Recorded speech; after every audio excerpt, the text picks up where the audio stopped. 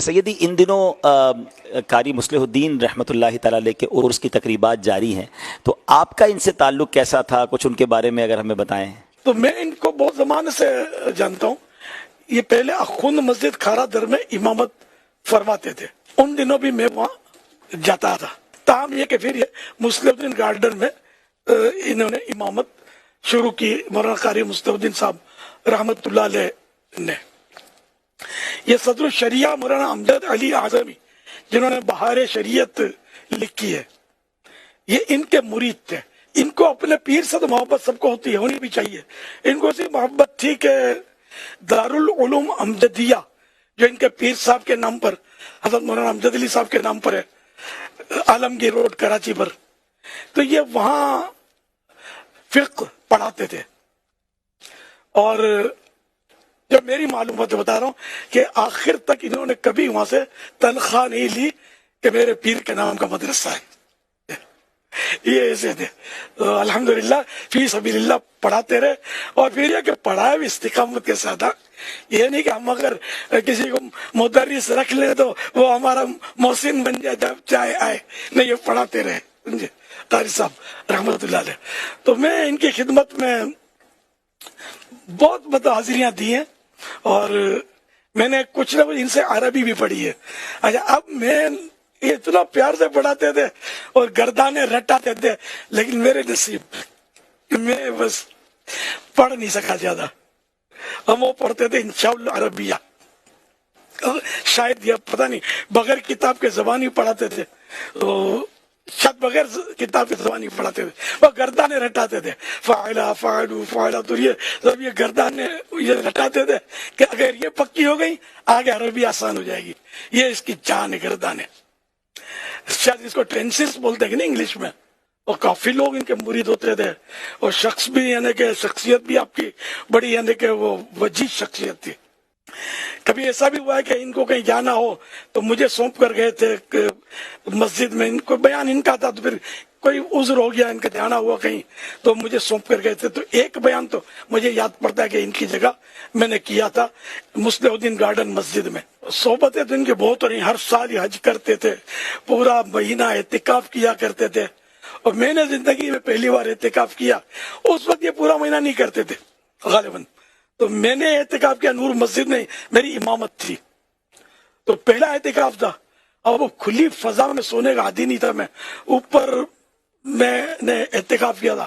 اب وہ اوپر دوسری منزل پر اکیلا پڑا ہوں، اور کھڑکیاں بھی نہیں تھی اس کی مسجد کی۔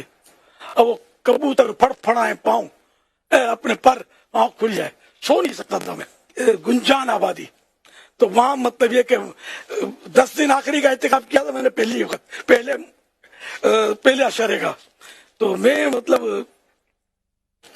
وہ آتے چندہ مانگنے کے لیے، رات جاگنے میں گزرتی، کچھ نہ کچھ عیسائی بھائی آ جاتے تھے، دن کو سب چلے جاتے تھے، میں اکیلا رہ جاتا تھا۔ تو اب یہ کہ وہ آتے تھے، وہ چندے کے اعلانات کرتے تھے مائک پر، اور میں سو نہیں سکتا تھا۔ اب بڑی آزمائش ہوئی، یہاں تک کہ میں ہو گیا بیمار، آ گیا بخار، اور پہلا اعتکاف، اب میں کیا کروں؟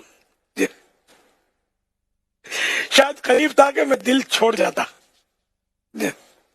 تو اللہ کا کرم ہوا کہ قاری مصلح الدین صاحب رحمۃ اللہ علیہ میرے پاس تشریف لے آئے۔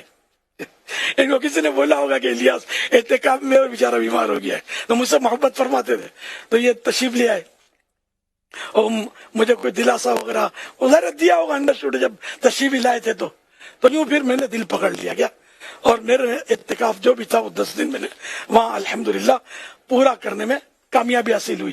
تو یہ قاری صاحب ہمارے مانے ہوئے بزرگ تھے، اور ماشاءاللہ ان کی طرف لوگوں کا رجوع تھا، ایک مخلوق تھی جو ان کی طرف رجوع کرتی تھی، اور ایک رونق لگی ہوئی تھی، اور ایک سنیت کا کام ٹنا ٹن رضوی، سنی اور رضوی ٹنا ٹن الحمدللہ۔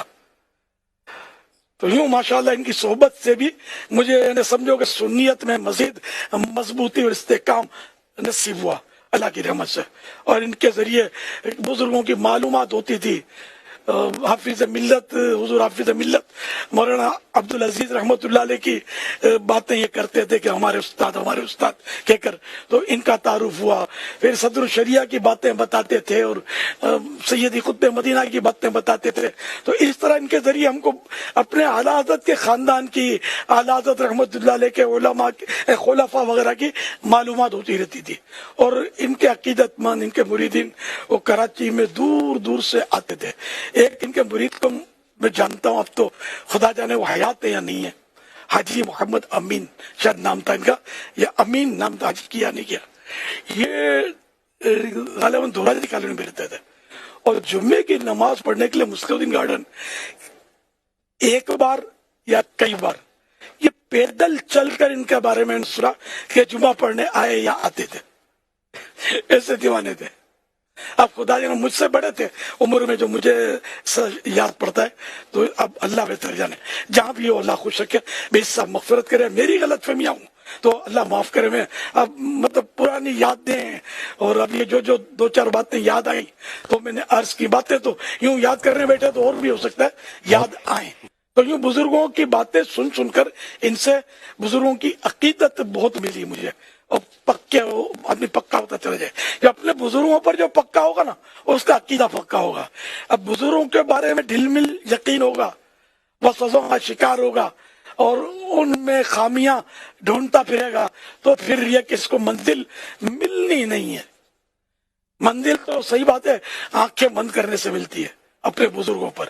میں آپ کو یہ بہت پتے کی بات بتا رہا ہوں. بزرگ مانے وہ کہ جو شریعت کا پابند ہو، قرآن و حدیث پر عمل کرتا ہوں.